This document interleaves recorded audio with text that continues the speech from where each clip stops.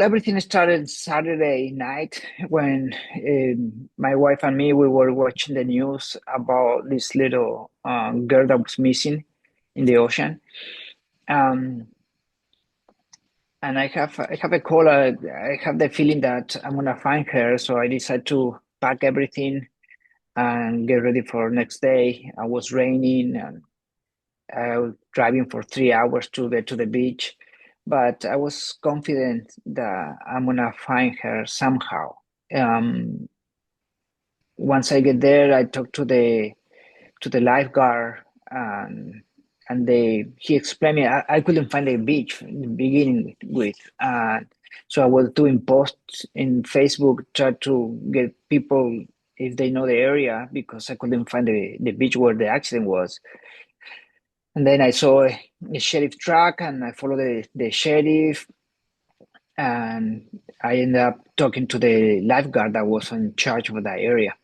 And he explained me how the accident happened and where they were doing these two couple of days that they were searching for her. So what happened is that they were in the wrong place. They were searching south. They thought that the current was pushing south. So that's where they were focused on the south side. But I told them that I'm gonna dive, and he was pushing, say no, it's too dangerous. You cannot dive there. It's too dangerous. Please don't do it. Don't do it. And I asked him about the when it's gonna be the low tide, because definitely I'm gonna go and dive. So the low tide was supposed to be at 2 p.m. and 1 p.m. I was getting my equipment ready, but I have the feeling I have to go back and check one more time the waves. And then I noticed that the wave wasn't pushing south, it was pushing north. And say she cannot be in south, she got to be in north. So I decided to go in the opposite direction. And I was walking the beach and to look for where I'm gonna go in, because I have to dive, free dive. I had to free dive, cross the waves, and I was looking for the best place to do that. And one of the best places was behind a rock. So when I saw the rock, I noticed that the wave was carrying something, and then I spotted her. And so the wave was moving her back and forth, back and forth. Then I was just waiting and jump the water and grab her. Um, So yeah, so you weren't even technically diving when you found her. yeah, exactly. What was that like? I know this isn't the first time that you've experienced this, but what was that feeling? I mean, This this was uh, my worst case. Even though I recovered a 2 years old baby, 9 old month is 8 old month babies. You always think, okay, this is gonna be. It can be worse than this. It can be worse than recovery babies, right? But uh, when I grab, when I hold her in my arms and was carrying her to the beach, uh, my daughter came to my mind. And when she was 7, and I was carrying her from my bed to her bed, and that's when I felt uh, so sad for this child. That broke my heart, and even worse. and then when you got to the beach, what happens next after that? I guess you called authorities, or what did you do? Well, nobody was there, and I just tried to call 911. I couldn't get in the phone with them, and I saw when I was walking down, I saw a girl was sitting over the rock, I went to talk to her and say, please call 911. She couldn't call 911.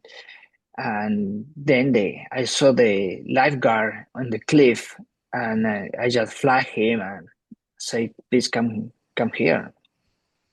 Have And you met with, I know the father also passed. Did you connect with the mother who survived? no, not all. I didn't get a call yet, and I hope she will call me one day. I really want to meet and hug her, though. Why do you do this, Juan? I don't know, to be honest. I think I started with one case, and after that case, I say I'm not gonna do this anymore. And then second case, I'm not doing this anymore, and keep doing it and keep doing it. I feel I have the skills. Um, every time that I go to do a siege, I think more strong. My skill getting better, and I think I have to put my skill to help those family have closure.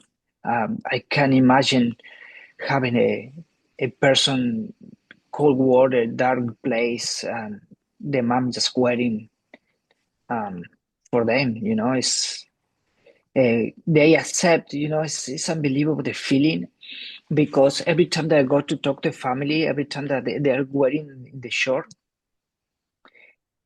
they don't think about they are that they're already dead. They don't. They it's like I don't care how they if he's dead or no. I want my son back. I want my daughter back. They don't even think about it. Um, so they're waiting for them to come back in any form, and to be the one to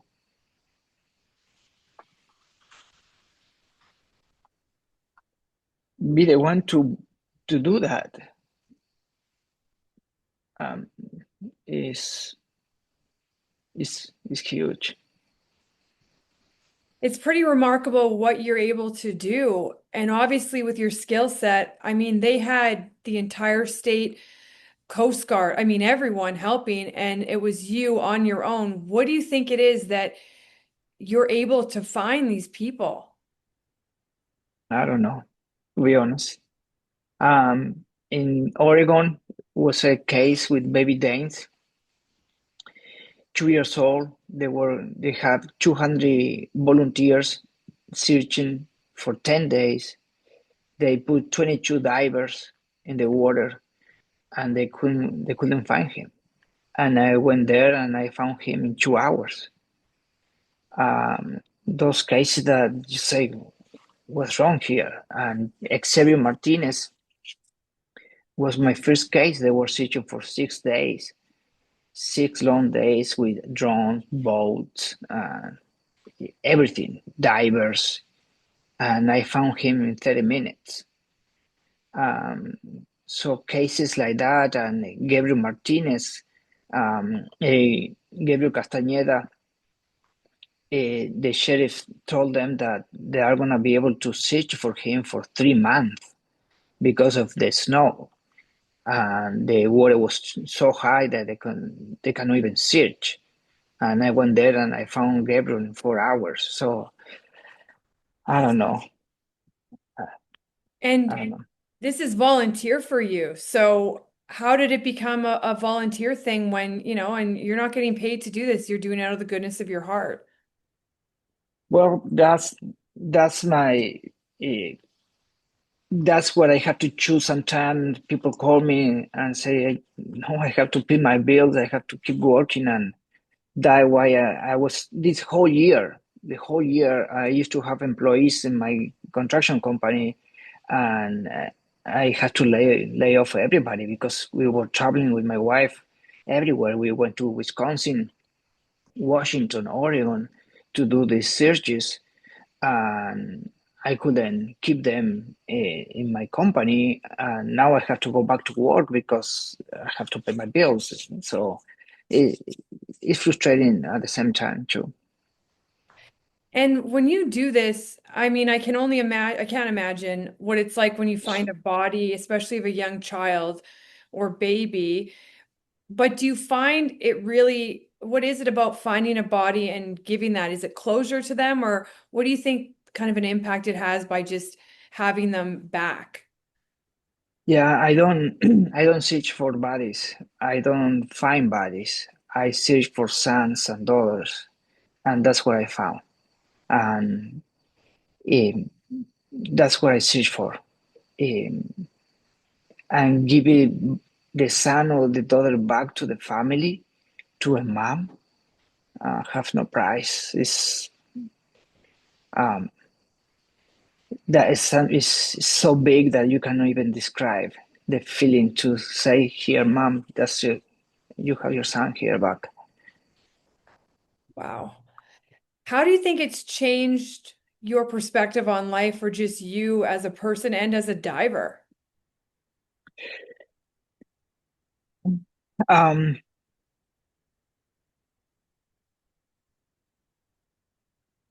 I think the biggest change was to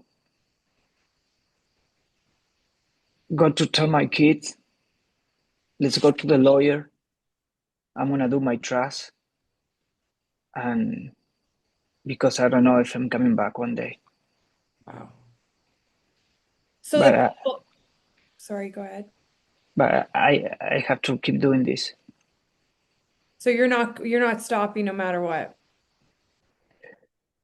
I don't think I'm gonna.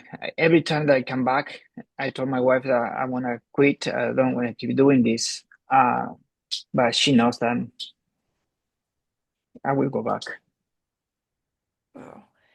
And for people to know just how dangerous it is out there, can you somehow describe, what are these conditions like that you're getting through, especially being successful in it? Well, my this was my first time in doing the search and recovery in the ocean. That was my first time. Um, I wasn't confident I'm gonna be able to find her. 3, 4 months ago, when a lot of people call me about the ocean, I always say no, I can't. I don't know how to do it. I'm by myself. Um, my the way I dive is I dive in waterfalls. I dive in a class 5 river, white water. I I dive in very dangerous rivers. Um, I think that's give me confidence to go and take this one with those waves in the ocean. So this is all volunteer for people that want to support you because you're making a huge difference in a lot of people's lives. What can they do to hopefully support you so that you can maybe continue doing this and financially be supported? They can go to our webpage. It's Angels Recovery team.org. They can do a donation, whatever they can. That help us with the gas. We sometimes we spend hotel. We stay there for 2, 3 days until we find them. That kind of stuff. Has the authorities reached out to you and been appreciative, but also to utilize you? You're a great resource. No, they will never do that. They will never do it. Yeah. Okay. And lastly, what is your training? Have you dived your whole life or what's your background? Well, I'm a scuba diving instructor. For 30 years, I was diving. That was my hobby, uh, to go dive. Then it became a purpose a year ago, searching. So my background is like any other diver there, but I switched on March 21st. Yeah. So you're just compelled. There's something in you that knows that you need to do this. Oh yeah, yeah. I have the. I think I have the skills, and I have a skill um, naturally without being a diver, because there's thousand and thousand diver the same condition that than mine, but I have some skills that uh, help me to read the water, help me to focus on the person, help me to count with the family, the feeling, the I don't see death. I see, like I told you, son and daughters. I'm not searching for a dead person. So that mindset, I think, it make a huge difference. Is there almost like an energy or presence when you're out there where it brings you to that spot, or it's just your skill set that just kind of draws you there? I think it's that kind of special feelings. I think that's what it is.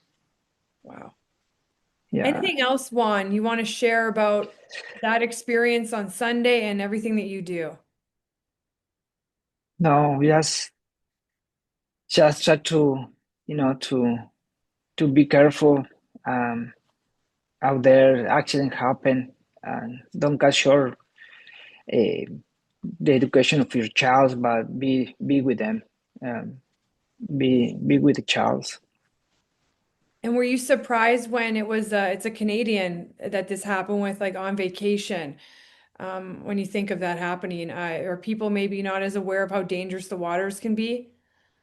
Yes, definitely. I think that was the one of the reason of the this accident. They came from another place, and most of the accidents that happen, especially in white waters, are people that coming from far away to that area. Um, and there was, to be honest, there was sign everywhere.